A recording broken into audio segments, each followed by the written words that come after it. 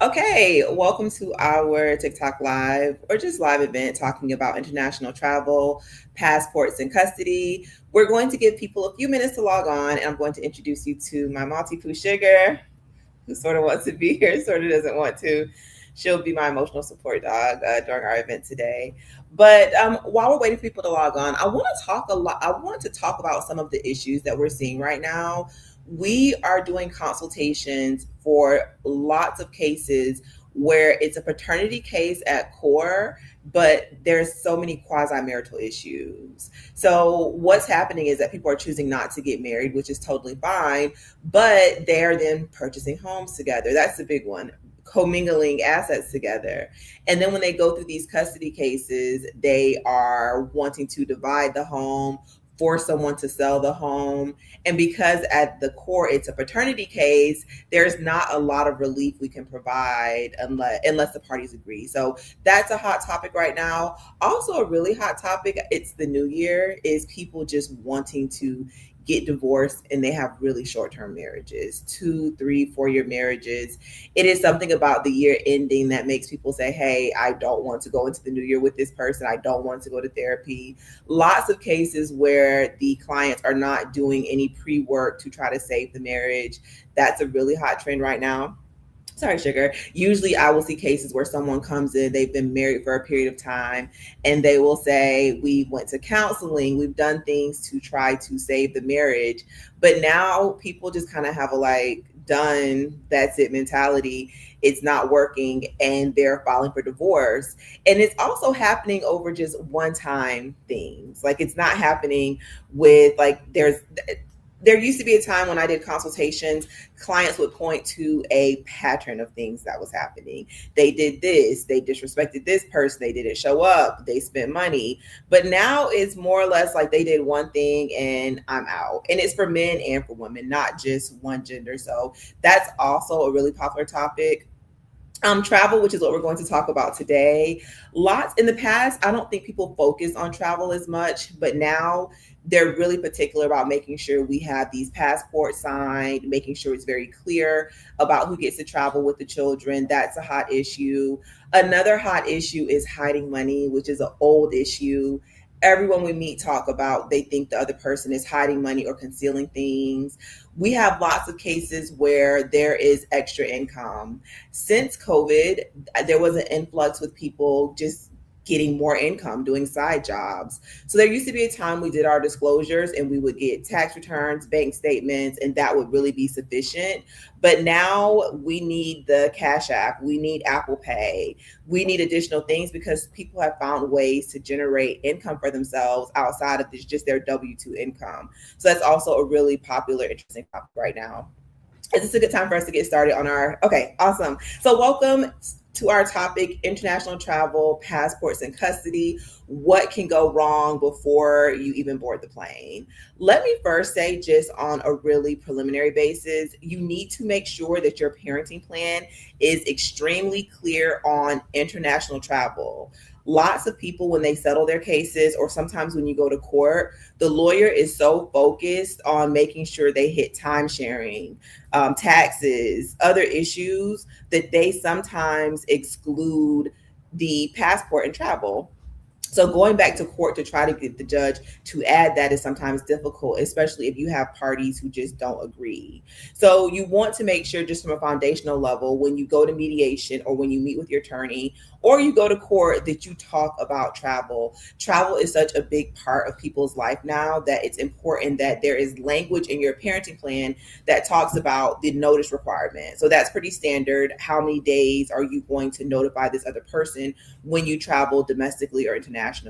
And it does need to be both domestic and international, not just domestic travel. People take cruises, people get up and visit family in other countries.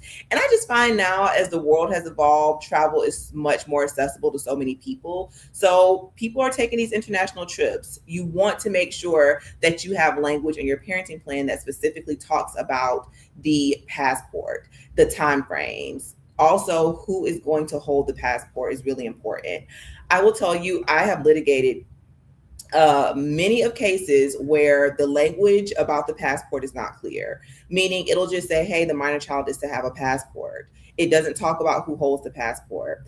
What I went to court for, I can think of two cases that was very, very contentious, where the person who had the passport, the father who was traveling, mom would not sign any of the documents. And he had this trip planned for the child, and just she wouldn't sign anything. So obviously the person loses out on the money that they have paid for the trip. Then in addition to losing out on the money they paid for the trip, they're now paying a lawyer to try to get the passport for future travel. So you need language in your parenting plan, or you need to make sure if you are going to court on this issue and testifying about travel, you need specific language on the timeline to sign the paperwork. So many parenting plans I've seen in the past, they will say, I gave the paperwork to dad and dad never signed it. I gave the paperwork to mom and mom never signed it. Parenting plan needs to say in how many days. Once they receive the passport application, how many days do they have to execute and get it back to you? Parenting plan also needs to talk about who is responsible for the cost. Parenting plan must talk about who's going to hold the passport. This produces a ton of drama. If you're already acrimonious, you already don't get along, you're going through the legal process to help you figure out a schedule for contact, access, and involvement, don't assume that when it comes down to the passport, that person's going to be fair. Also, don't assume the circumstances that exist today will continue to exist in the future. Meaning, everyone may be okay today when mom is going left, dad is going right. However, when you have a situation where mom has a new boyfriend, dad has a new girlfriend, they may not be so easy to communicate with and sign paperwork for you. So you want to make sure that your parenting plan talks about the timeframes and also talks about who's going to pay for the passport. You want language that protects you, so that way you're not going to a lawyer to try to figure this out at a later date, because guaranteed the courts do not move quickly. These cases on an expedited basis take months to resolve. So, and keep in mind, this is not a legal emergency if you can't go to visit your family because there's not a passport being signed. Okay, I have a question. If my ex is using our house while divorced, can I charge them half of rent so I can have an income? They're already divorced. It says while divorced.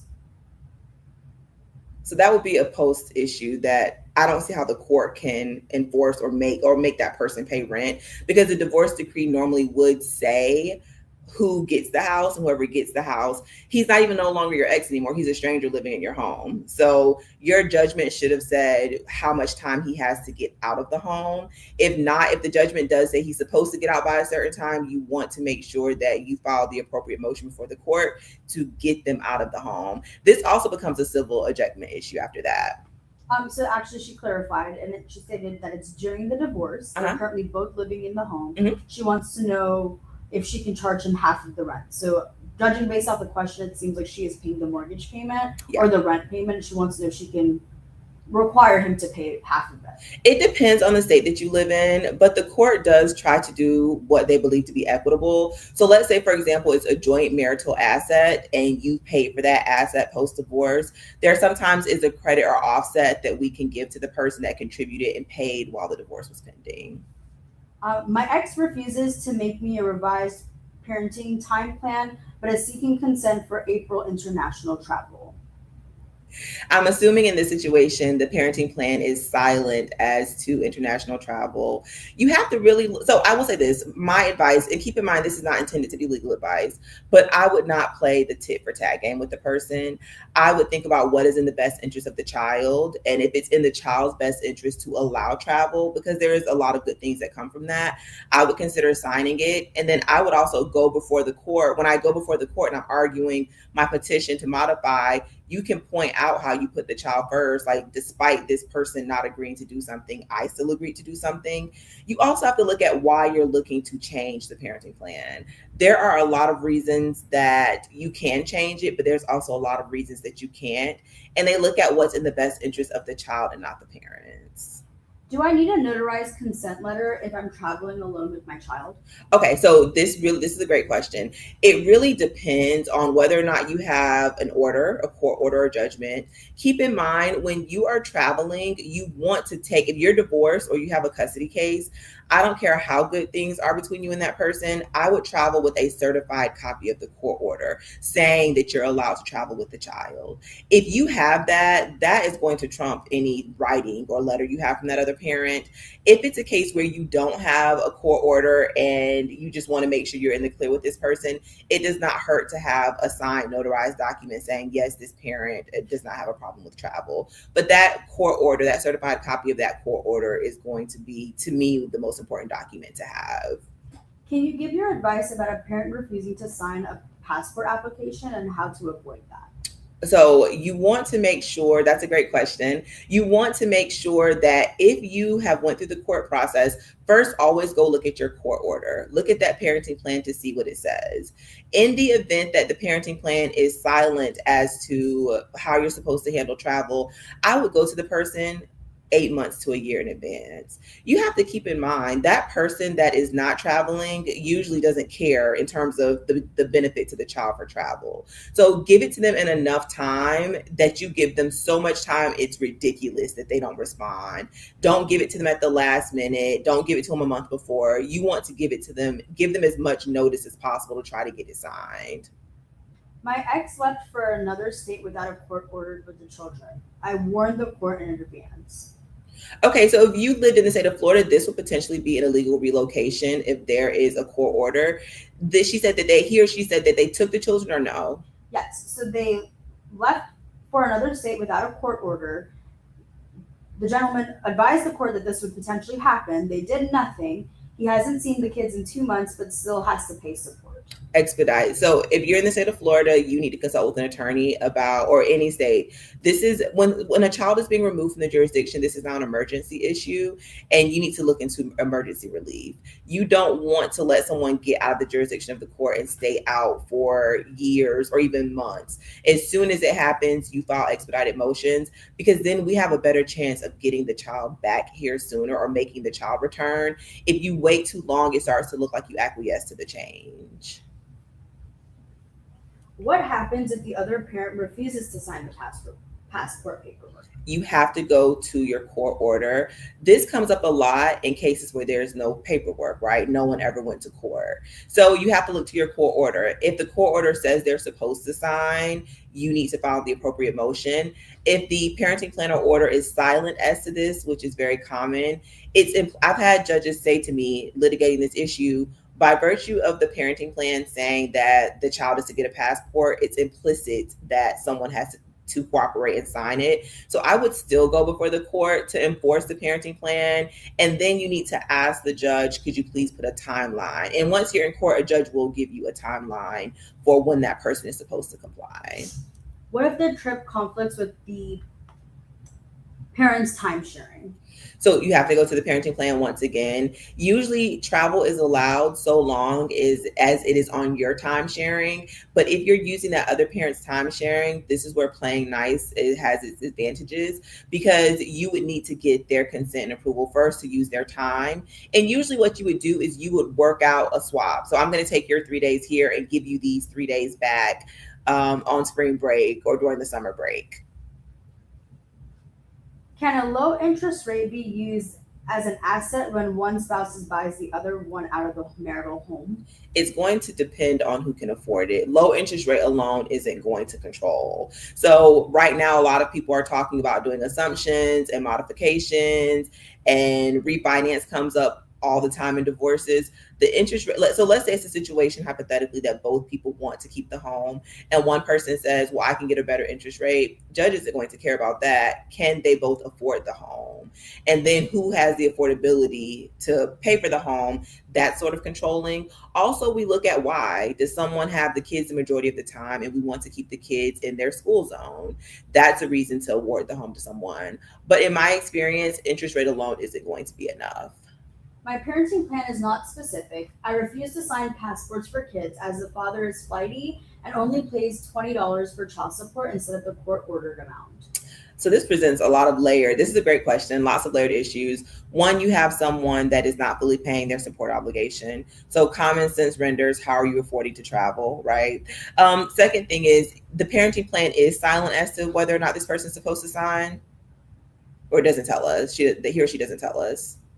It's stating that the parenting plan is not specific. So there's not an obligation. The thing is, so if the parenting plan mentions the child should have a passport, they should travel, they can travel, it's implicit that you're supposed to sign. But the parenting plan, if you and that person are in high conflict, the parenting plan should give you a time frame. You're playing really a short game that could have negative long-term impact. And that's because when you go to court, you say, oh, well, I didn't sign because, let's use this example. I didn't sign because of the child support. Well, that's fair, but did you go to modify the child support? What basis do you think you're supposed to receive more child support? It's really unfortunate because in the state of Florida, they don't, like, money and contact and access are two different buckets. And on a human level, it's the same bucket. I get it. But on a legal level, it's two different buckets completely. So they're not going to look at his child support obligation, his or her child support obligation, and that's determinative of whether or not he can travel. Because I guarantee the person's going to say, oh no, my mom is paying for the trip. It was a gift. Like, they'll come up with any excuse. But I understand that question completely, like why that person would feel that way and may want to hold back on signing the application.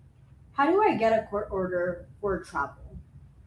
So usually don't get an isolated court order for travel. It's handled in your divorce or custody case. You need to make sure that your lawyer includes the language for the travel. This is one of those areas that gets missed all of the time. And it's like I said earlier, people are so focused on time sharing and custody and getting the majority of the time sharing, if that's a factor in your case, that we miss these little pieces that become big issues in the future. Can I travel if there's a pending custody or divorce case? Absolutely. There's usually no restriction on traveling. It's just providing notice to the other parent, making sure you're not pulling the kids out of school to go on a vacation, especially if you and that other parent are not on the same page. But there is no restriction on your ability to live your life as normal as possible, especially for your children as you go through the case. I would say heavy emphasis though on informing the other parent. The secretive travel is what creates the mistrust and conflict. What are your thoughts on reunification therapy? Oh, this is a really good question. I was just studying this actually. Reunification therapy should be used in a situation where the relationship with one parent and the child is broken. And reunification therapy is appropriate when there's a fractured relationship. However, if it's a situation, and you have to balance, is it reunification therapy or family therapy? Reunification therapy is not going to be confidential. It happens usually by court order. So you need to really evaluate, is this a situation that requires reunification therapy? There are also certain circumstances where it's just not important. That, well, not, I don't want to say it's not important, but it's not a good fit. And it's going to be where there is any allegations of sexual abuse, domestic violence to the child. The reunification therapy is not going to be the best option, but definitely consult with the lawyer whether reunification therapy or just traditional family therapy is most appropriate. And keep in mind, confidentiality is like the big divider between those two, because family therapy is customarily going to be confidential. Reunification therapy, you're basically asking a therapist to help you create a plan for access and mending a broken relationship. So with the reunification therapy, the court has their fingers, their paw prints are all over that. Can the court award the passport to a parent without both parents' signatures? Okay, so can the court issue an order that says child can get passport only if mom signs because dad is not compliant, or vice versa? To be frank with you, the risk of going to court is that judges usually can do whatever they think is in the best interest of the child. So if we have a situation where we have just a non-compliant parent who refuses to sign field trip forms, refuses to sign documents. I see this a lot when we have people who are sovereign citizens and nothing applies to them. I don't see why a judge couldn't say child can get passport with the signature of dad or mom only. I've never had that happen in my cases, but the judge does have a lot of latitude to do what they think is in the best interest of the child. And if they see a habitual, non-compliant parent, they're going to do things to still allow the child to do things that they may deem in their best interest. What can I do to obtain a passport for my child if I can't get in contact or get the other party's consent? Okay, so assuming that there is a court order, you need to go file an appropriate motion before the court, and they will issue an order as it pertains to being able to possibly bypass getting someone's signature if that's necessary. If it's a situation where there is no court order and you're just trying to get a passport for the child, it really depends. I've had clients who, if they have the same last name as the child, there's no mother or father present, they have still been able to successfully get passports without that other person's signature. It just really depends on the last name and whether or not you ever went to court for this issue and if there's an outstanding order. Can it be listed in a parenting plan that both parents agree to relocate to a different city? Yes, it can. I had a case where the mom was dating a pilot and she knew she was going to be moving, and my client was moving back home, which was in the New York area, and they both had stipulated that they were going to be moving within a period of time, and they both also stipulated that they would not contest the other person being able to move. You have a lot of latitude and power in your parenting plan when you reach agreements. You basically, in a nutshell, you bypass the laws and you create your own rules, which is what makes mediation and settlement very powerful. What should I do if I find out there's a travel restriction last minute?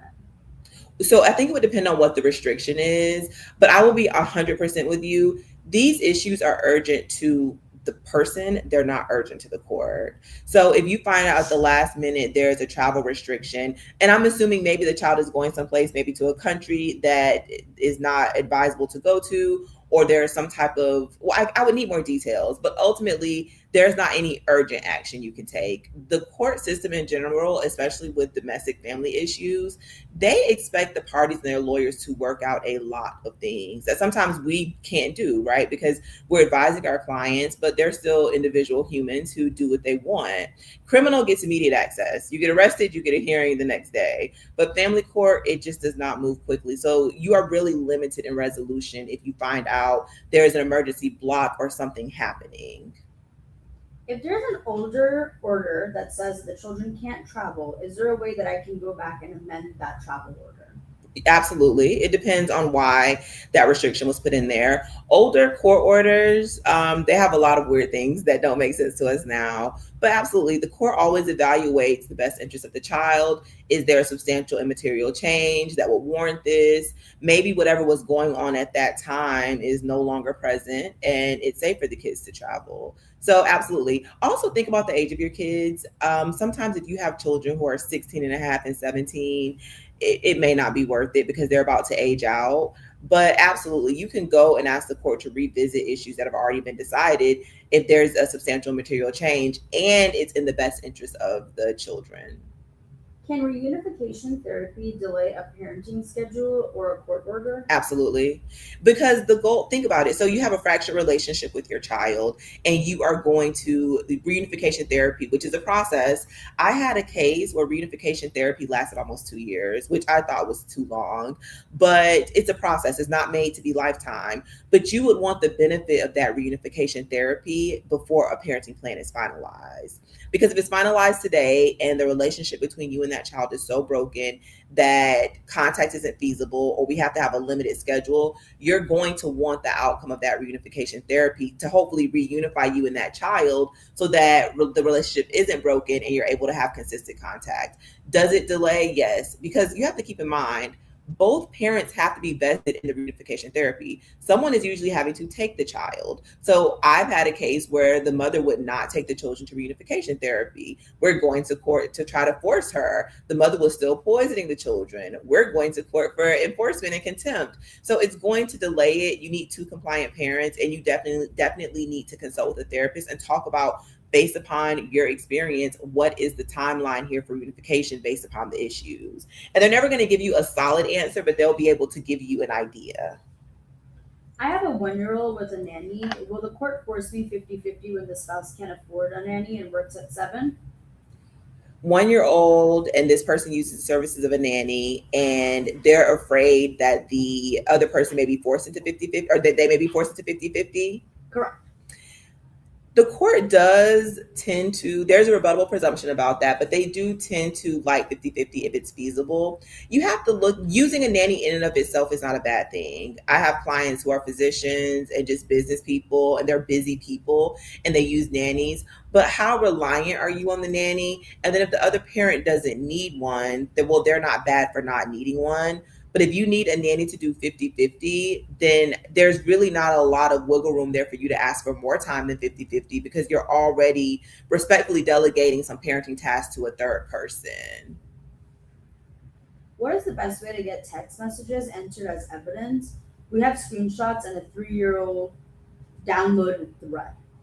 Okay, so I call family law the Wild Wild West, and that's because it's not too difficult here in Florida to get text messages in. You authenticate it. You have to customarily have the full thread, so we're not just showing the one message where they said, "I hate you. I'm going to run away with our kids." We need the body of the conversation, but it's not incredibly difficult to get text messages into evidence as long as we have the fullness of the message.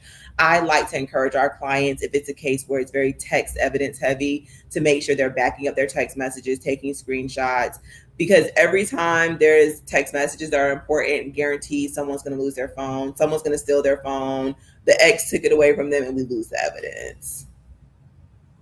Can I keep my child from traveling with step parents or girlfriend's family? So if the other parent is there, customarily, no. We assume, not meaning I, but the court assumes that the parent who is traveling with the child is not going to put the child in harm's way. So if grandma, grandpa, girlfriend, cousin, they're not, child molesters, they're not people who've been convicted of abuse, customarily, they're going to be safe people. If they never physically discipline the child or they've done something that makes it not in the child's best interest or puts the child in harm. Sometimes a court will entertain language that says child is not to be left alone with that person. But overall, and it's a due process issue too, you can't tell someone they can't bring someone around their kid. Okay, one last question. Okay. Can the parenting shared time be ended when child reaches 18, even if they are still in high school? Oh, this is a really good question. They're legally an adult at that point. So the answer is customarily yes. I had a case where the oldest child emancipated literally like the day before a hearing, and the child testified. And I was objecting through the roof. And the judge was like, "So this is an adult now, though." Yes, it's in poor taste that the other parent brought the child to testify about the issues in the household, but they are legally an adult. So although the child support obligation continues, you can't make an 18-year-old go do time sharing if they don't want to. Thank you so much for tuning in. I hope you all found this to be very informative. If you are in need of a family law attorney or you would like to consult with us, please reach out to us directly at 407-420-2311. You can also follow us on socials. Our TikTok handle is Divorce Lawyer Orlando, the same for Facebook. I think Instagram too. And also you can find out more about me and our team at www.myphlaw.com. Thank you.